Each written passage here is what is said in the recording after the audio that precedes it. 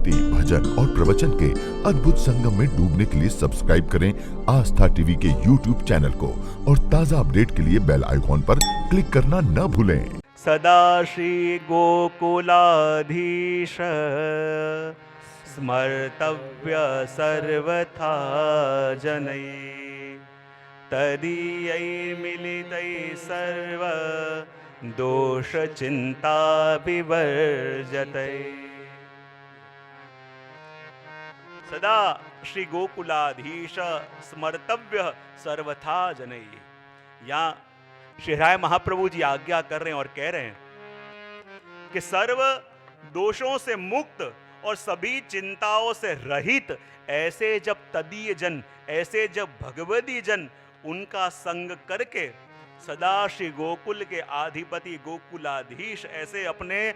सेव्य स्वरूप, ऐसे अपने घर में विराजते स्वरूप का स्मरण करना चाहिए। और स्मरण करने योग्य मात्र प्रभु ही है।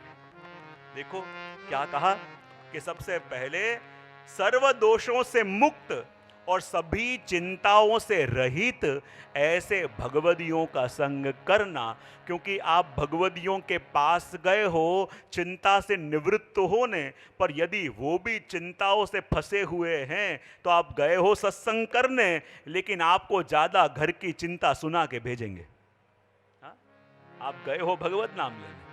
आप गए हो भगवत नाम ले लें, भगवत स्मरण करने, पर यदि जिसके पास चिंता मुक्त होने गए वो स्वयं ही चिंताओं से ग्रसित है तो आपको भगवत नाम लिवाएगा, या जो लौकिक चिंता आप लेके आए थे अपनी भी 10 चिंताएं आपको सुना देगा।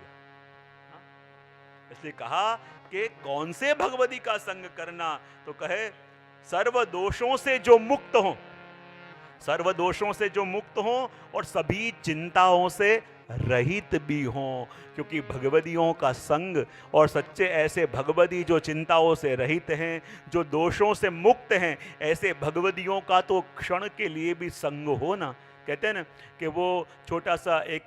जीव था, कीड़ा था, वो नाली के अंदर बैठा रहता था, तो रोज एक भमरा वहाँ से बगीचे में से आता और गुनगुन करके जाता, और जाता तो नीचे नाली में बैठा हुआ वो कीड़ा भमरे से कहता कि देख भमरा तू कहाँ रहता है? बोले मैं तो बगीचे में रहता हूँ।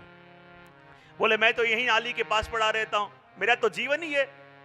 और जब भमरा रोज जाता तो उससे बातें करते करते दोनों की मित्रता हो गई, और मित्रता हो गई तो कीट ने कहा कि मैं तो यही नाली के पास दुर्गंध आती है वहीं पड़ा रहता हूं, तू तो फूलों के बगीचे में रहता है तो कभी मुझे बगीचे में भी ले जा।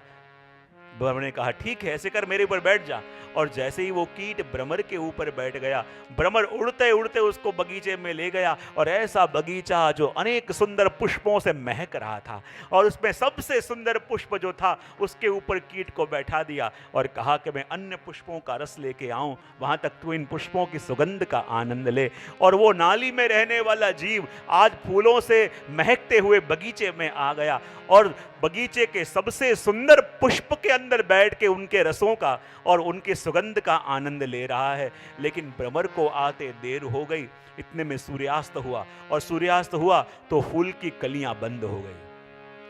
और फूल की कलियां बंद हो गई तो वो कीट जो था वो उसी के अंदर बंद हुआ। और जहाँ सुबह हुई तो माली आया, और माली ने वही फूल तोड़ा और वही फूल से एक माला बनाई, और वही माला कोई मंदिर के पुजारी आके ले गए, और वही माला को ले जाके जब प्रभु के कंठ में धराई तो वो कीट विचार करने लगा, देखो तो सही किस नाली में मैं रहता था, पर एक क्षण के लिए भी भ्रमर रूपी भगवती का संग मिला, और देखो ठाकुर जी के हृदय से लग गया।